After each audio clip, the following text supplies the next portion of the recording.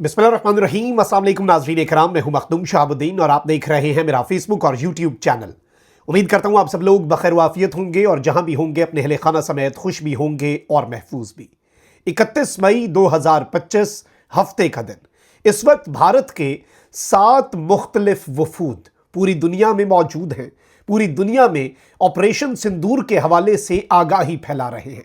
इस सब के अंदर भारत की अब बेइज्जती का सिलसिला आलमी सतह पर जारी हो सारी है और डेनमार्क में भारत के भेजे गए, नरेंद्र मोदी के भेजे गए सिफारती वफ्द के साथ क्या हुआ है और जो वीडियोस इस वक्त आ रही हैं ये बहुत इंटरेस्टिंग हैं और ये इस वक्त भारत का जो असल मकरू और घिनौना चेहरा है ये उसे भी पूरी दुनिया के ऊपर अयां करती है, क्योंकि ये सारी की सारी सूरत हाल अब भारत के लिए, वो कहते हैं ना कि एक तरफ तो आप जंग के अंदर एम्बैरस हुए, अब आप उस जंग के हवाले से आगाही फैलाने के चक्कर में मजीद एम्बैरसमेंट जो है वो समेट रहे हैं। और डिप्लोमेटिक फ्रंट पे भारत के ये तमाम तर वफूद, अब हमारे पास जो इतलात आई हैं उनमें तो ये भी डिटेल्स हैं कि 31 ममालिक ने भारत के पार्लियामेंट्री डेलीगेशन को अपने पार्लियामेंट तक में एक्सेस नहीं दिया और जिन ममालिक के अंदर भारत के इस वफ्द को पार्लियामेंट में एक्सेस दिया गया उन ममालिक में भी भारत कोई खातिर खा कामयाबी हासिल नहीं कर सका। भारत कोई उनकी तरफ से बयान या कोई स्टेटमेंट जो है वो नहीं दिलवा सका।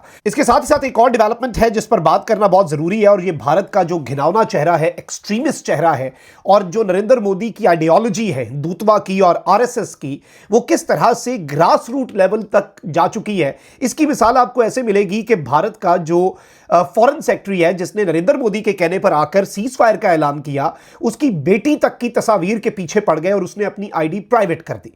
कर्नल सोफिया कुरैशी खातून है, भारत की फौज के अंदर कर्नल है, मुसलमान है, उससे प्रेस कॉन्फ्रेंस करवाई ऑपरेशन सिंदूर की। नरेंद्र मोदी की अपनी पार्टी का बंदा आकर कहता है ये दहशतगर्दों की बहन है। यहां से आप अंदाजा करिए एक्सट्रीमिज्म नहीं तो और क्या है। अच्छा, अब क्या हुआ है, ब्लूमबर्ग पर आकर सीडीएस, आपके अपने चीफ ऑफ डिफेंस स्टाफ, आपके अपने जनरल अनिल चौहान जो है उसने आकर अपनी जुबान से बोला कि भाई हमारे तैयारे गिरे हैं। अब उसमें एंकर का क्या कसूर है? अब एंकर जो है इसका नाम है वेलिना टेचरकोवा। अब इसने नाज़रीन इकराम एक ट्वीट किया है और ट्वीट क्या किया, for all the backlash I received from my Indian colleagues and followers, यानी भारत के कलीग्स की तरफ से भी, भारतीय मीडिया के लोगों की तरफ से भी और भारत के अंदर जो फॉलोअर्स मौजूद हैं, भारत की आम आवाम है, उनकी तरफ से इसे शदीद तरीन हरासमेंट का सामना करना पड़ा और बैकलैश फेस करना पड़ा for posting on the down military jets during the escalation between India and Pakistan. I expect no apologies. मेरे साथ जो तुम लोगों ने किया, मैं तुम लोगों से माजरत जो है वो भी नहीं चाहती, तुम लोगों की तरफ से मुझे अपॉलॉजी भी नहीं चाहिए, क्योंकि doing my job the best way I can is what matters to me the most even when I hurt your feelings. मैं अपना काम बेहतरीन अंदाज से करूंगी और मेरे लिए यह मैटर करता है चाहे किसी की फीलिंग्स हर्ट हो रही है या नहीं हो रही। अब वैसे इस एंकर ने कोई खुद तो दावा किया नहीं, एंकर ने तो सवाल पूछा। अब वो सवाल जो है वो अगर आपके सीडीएस को हिलाकर रख दिया तो अपनी सीडीएस की कैपेबिलिटीज के ऊपर उससे सवाल पूछो कि भाई तुम उसका जवाब क्यों नहीं सही दे सके, तुम सच क्यों बता बैठे। अब बेचारी इस एंकर के ऊपर जो फॉरेन मीडिया से जिसका ताल्लुक है, जो ब्लूमबर्ग नामी एक आलमी जरीदे के साथ एसोसिएटेड है, उसे आप हरास करके अपना असल मकरू और घिनौना चेहरा दिखा रहे हैं। आगे बढ़ते हैं नाज़रीन इकराम, कुछ इंटरेस्टिंग चीजें हैं, वीडियोस भी डेनमार्क वाली मैंने आपको दिखानी है, लेकिन एक तरफ मैं आपको यह बताऊं कि भारत के लिए आलमी रुसवाई जो है उसका सिलसिला जारी है वेस्ट की तरफ से भी। और अमेरिकी सदर डोनाल्ड ट्रंप जो है उन्होंने एक बार फिर पाक भारत जंग बंदी का सहरा अपने सर लेते हुए कहा कि हमने पाकिस्तान और भारत को जंग से रोका और पाक भारत कशीदगी जौहरी तबाही का बाइस बन सकती थी। ओवल ऑफिस जो है उसमें गुफ्तगू करते हुए सदर ट्रंप ने कहा कि जंग बंदी पर पाक भारत रहनुमाओं का शुक्रिया अदा करता हूं। लेकिन वहीं दूसरी जानिब मैं आपको यह बता दूं कि अमेरिका जो है उसने जारियत और इश्ताल अंगेजी पर उतरे भारत को एक बार फिर लगाम दी है। ये इंटरेस्टिंग डेवलपमेंट्स हैं और ये आलमी सतह पर भारत की तन्हाई और डिप्लोमेटिक फ्रंट पर भारत की शिकस्त का मुंह बोलता सबूत है।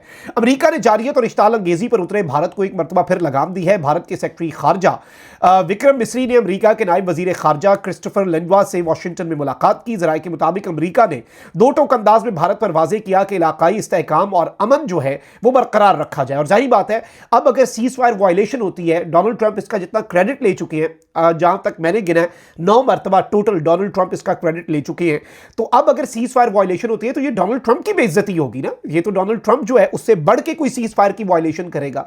तो अब अमेरिका ने यह बात वाजे कर दी है। इलाकाई इस्तेहकाम और अमन पर भारत ने 6 मई को उस वक्त जरब लगाई थी जब मकबूजा जम्मू और कश्मीर के इलाके पहलगाम में सयाहों के कत्ल का पाकिस्तान पर बेबुनियाद इल्जाम लगाकर मोदी सरकार ने पाकिस्तान पर चढ़ाई की और उसके बाद हक़ दिफा पाकिस्तान ने इस्तेमाल किया, भारत को मुंह की खाना पड़ी।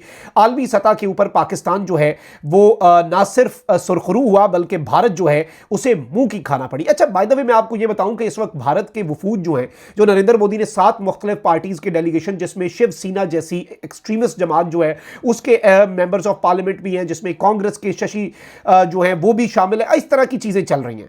लेकिन अब मैं आपको यहां पर यह बताऊं कि एक और इंटरेस्टिंग चीज ये हुई है, और ये जो शशि थरूर है, इनकी तरफ से कोलंबिया में बड़ा शिकवा किया गया है और वहां पर भी ये अपना दुखड़ा लेकर गए हैं। अब हुआ क्या है, पाक भारत जंग में पाकिस्तान की हिमायत करने पर भारत ने कोलंबिया की हुकूमत से मायूसी का इजहार किया। भारत के कुल जमाती सिफारतकारी वफ्द के सरबराह जो हैं, उन्होंने कोलंबिया के दारुल हुकूमत बगोटा में प्रेस कॉन्फ्रेंस के दौरान कहा कि कोलंबिया ने पाकिस्तान में भारतीय हमलों में जाबहक होने वालों से तो दिली ताज़ियत की, लेकिन भारत में हलाक होने वालों से हमदर्दी नहीं दिखाई। इस पर उन्हें सख्त अफसोस है। पाक भारत जंग के दौरान जब किसी भी मुल्क ने भारत की हिमायत नहीं की, तब नई दिल्ली को एहसास हुआ कि वो पूरी दुनिया में तन्हाई का शिकार हो चुका है और इसलिए हमें जो है वो अपने डेलीगेशंस, अपने वफूद जो हैं वो भेजने चाहिए। अब इनके जो वफूद हैं मुख्तलिफ पार्लियामेंट्स में तो जाने नहीं दिया गया, यूरोप में फ्रीडम ऑफ एक्सप्रेशन है, इन्हें एंटर तो होने दिया गया, लेकिन अब वहां पर जो पाकिस्तानियों ने किया है और जो कश्मीरी अवाम जिनके साथ ये जुल्म कर रहे हैं, जब्र और जुल्म का जो दौरा भारत ने रखा हुआ है मकबूजाबादी के अंदर, वो एक्सपोज हुआ है। और इसके ऊपर भारतीय वफ्द की एक जो मेंबर है उसने बात भी की कि भाई हमने बाहर झंडे देखे, हमें पता है कि ये क्या झंडे हैं और IMF का जो पैकेज है वो इन कामों पे लग रहा है, ये वो अपनी जो फ्रस्ट्रेशन है वो भी इन्होंने जाहिर की।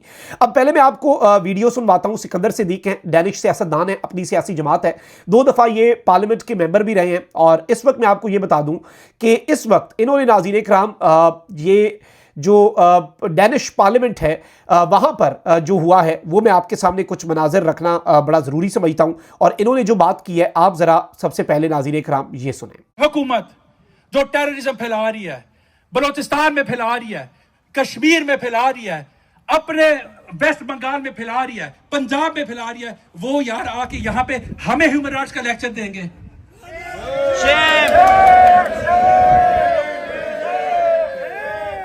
इस वक्त सूरत हाल ये है कि सोचूं तो दिल रोता है।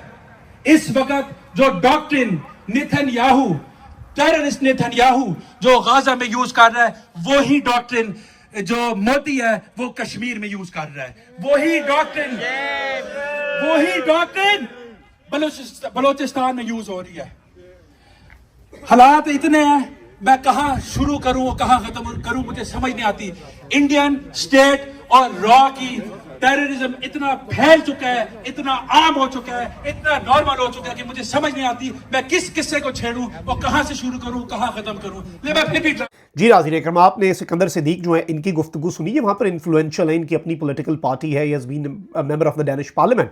अब ये जो सिकंदर सिद्दीक ने खिताब किया और जब रविशंकर जो है वो अपना खिताब कर रहा था डैनिश पार्लियामेंट के अंदर, अब वही दूसरी जानिब मैं आपको ये बताऊं कि शिवसेना जैसी पार्टी के अरकान जो है असम्बली में थी, तो जब असम्बली में मौजूद थे शिवसेना जैसी सियासी जमात के अरकान और ये 11 रुकनी भारत का वफ्द है जो रविशंकर की सरबराही में आया, तो उनकी डेनमार्क में मरकजी तकरीब के हॉल के दरवाजे पर पाकिस्तानी जो हैं उन्होंने फुल वॉल्यूम के ऊपर जो अपने तराने हैं वो लगाए हुए थे, मुकम्मल तौर पर एहतजाज कर रहे थे।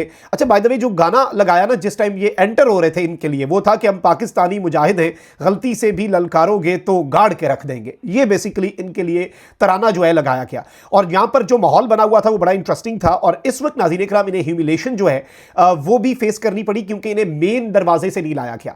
डैनिश पार्लियामेंट के अंदर इन्हें मरकजी जो दरवाजा होता है उससे एंटर ही नहीं किया गया क्योंकि वहां पर तो एहतजाज हो रहा था।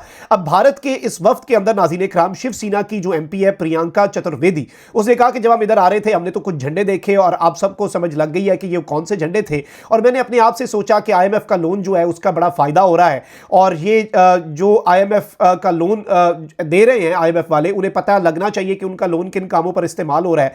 तो अब इस सब के अंदर कहती है कि 2 मिनट पहले मैंने देखा कि क्या वो चले गए और मुझे बताया गया कि वो चले गए, लेकिन जी अब ये सारी इस तरह की अगर मगर, लेकिन इनकी जो ह्यूमिलेशन हो रही है ये पूरी दुनिया के अंदर एक्सपोज हो रहे हैं और पूरी दुनिया के अंदर ये बदतरीन तरीके से अपना हकीकी चेहरा जो भारत का है वो अयां मजीद करवा पा रहे हैं। मतलब आप देखें ना कि दुनिया ताकतवर के साथ होती है। पाकिस्तान ने अपनी ताकत का मुंह बोलता सबूत दिया इस जंग के अंदर और भारत को मुंह की खानी पड़ी, और अब भारत जो है वो अपनी इमेज जो है वो अगर ठीक करने की नाकाम कोशिशें भी कर रहा है तो इसका उसे लॉन्ग टर्म फायदा होता हुआ हमें नजर आ नहीं रहा। अपना बहुत ख्याल रखिए। निगमान पाक जिंदाबाद।